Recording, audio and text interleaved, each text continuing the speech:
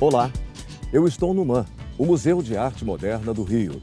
Um lugar que, além de ter grande importância para a nossa cultura, por abrigar um acervo valioso, é também considerado um marco da arquitetura moderna, com seus pilares, suas linhas retas e fachadas envidraçadas. E é sobre arquitetura que a gente vai falar hoje.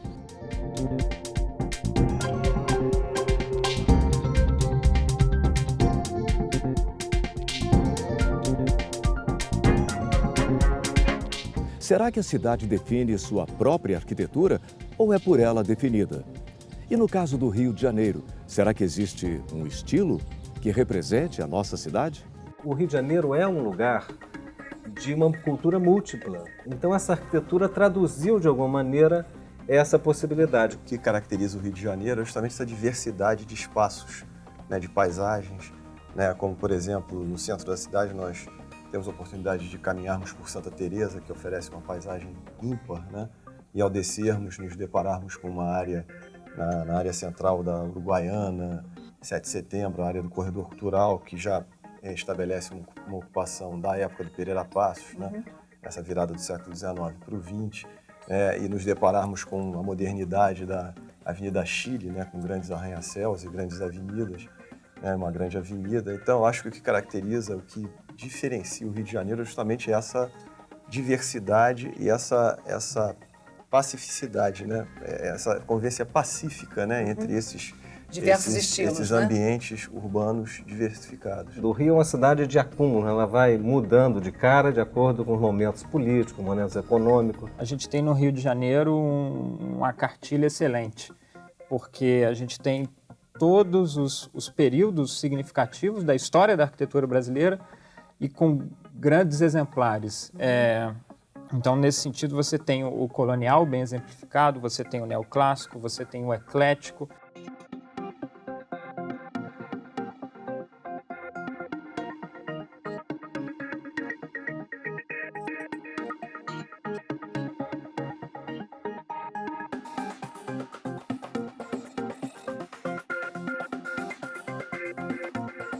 Nós temos ainda um acervo fantástico de arquitetura chamada eclética, principalmente no centro do Rio, mas também em outros bairros.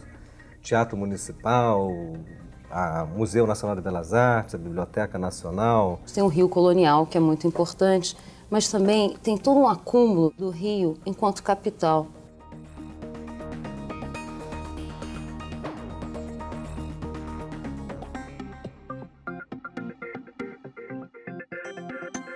Entre 1763 e 1960, o Rio foi a capital do Brasil.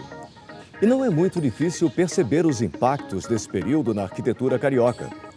Por ter sido capital do Reino e da República por tantos anos, até hoje é possível ver as marcas deixadas pelo poder.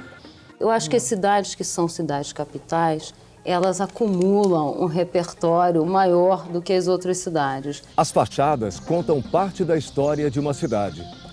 E o que elas revelam sobre as regiões que já eram ocupadas quando o Rio era a capital?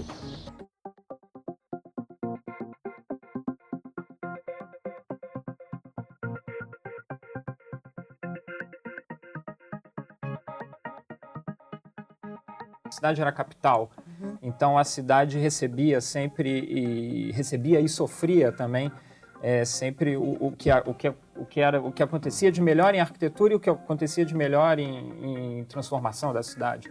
E o Rio de Janeiro dos anos 30, que é tão fascinante, porque Getúlio Vargas vai fazer enormes reformas, vai construir todos os ministérios, esses ministérios absolutamente monumentais que a gente tem, o Ministério da Fazenda, o MEC.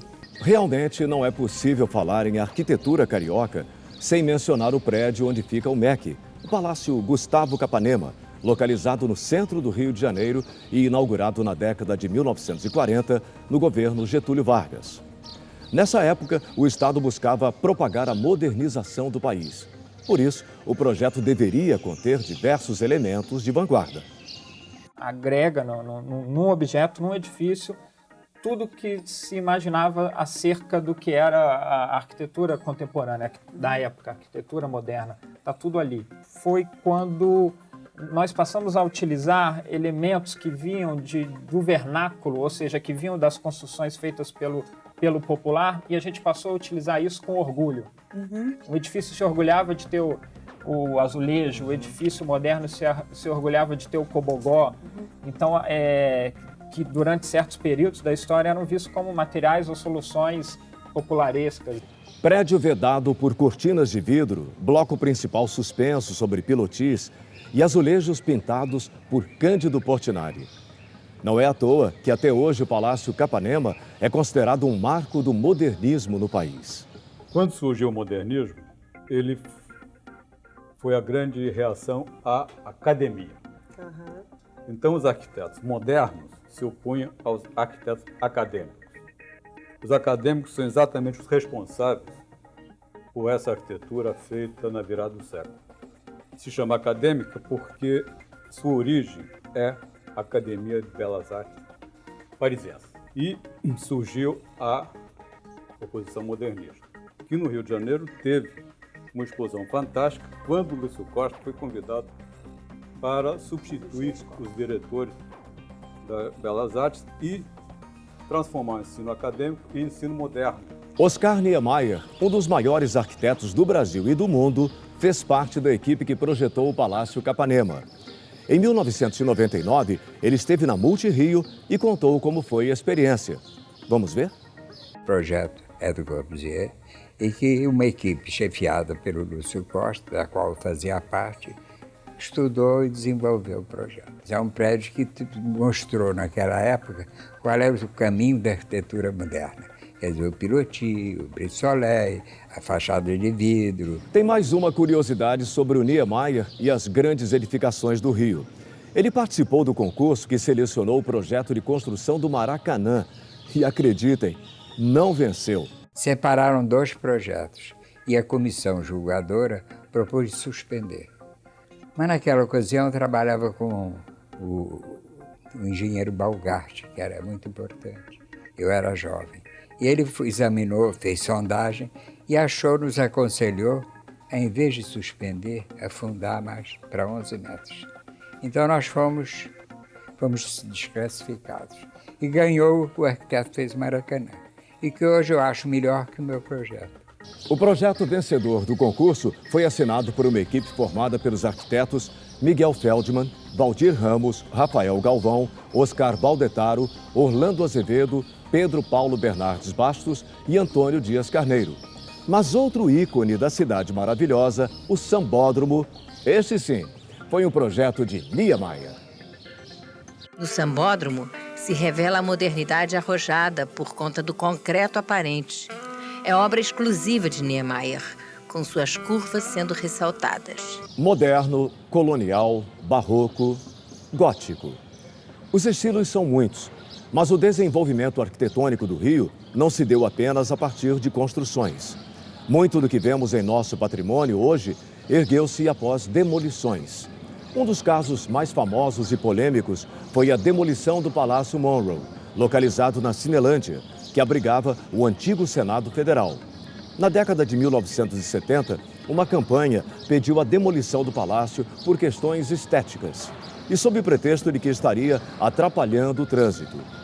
O que terá levado a sociedade e o governo da época a permitirem esse ato? Será que, de lá para cá, mudamos nosso pensamento sobre esse tipo de intervenção?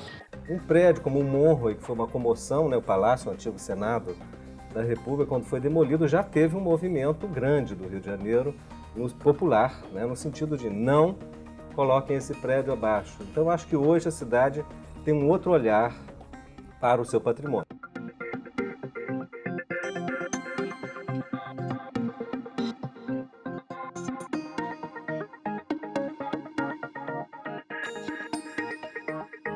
Havia uma convicção tão férrea num novo período e numa transformação que muita coisa foi posta abaixo, em favor dessa convicção. Então, na verdade, é por um lado um sentido de preservação e por outro um sentido de uma convicção numa nova realidade. E então essa tensão entre essas duas coisas é que gera a cidade.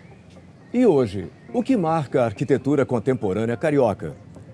Estamos vivendo um momento de mudanças, com obras pela cidade toda. principalmente por conta de grandes eventos, como os Jogos Olímpicos de 2016. Uma das áreas que mais cresceu e se transformou nos últimos 20 anos foi a Barra da Tijuca. Cortado por largas avenidas, projetadas primordialmente para passagem de veículos e não de pedestres, o bairro é conhecido por seus prédios e grandes condomínios. Com ampla infraestrutura, eles permitem que os moradores realizem boa parte de suas atividades dentro do próprio condomínio. A Barra sofre muitas críticas por conta desse tipo de urbanização. Hoje observamos que esse modelo está sendo incorporado a outras regiões da cidade nos empreendimentos residenciais que surgem.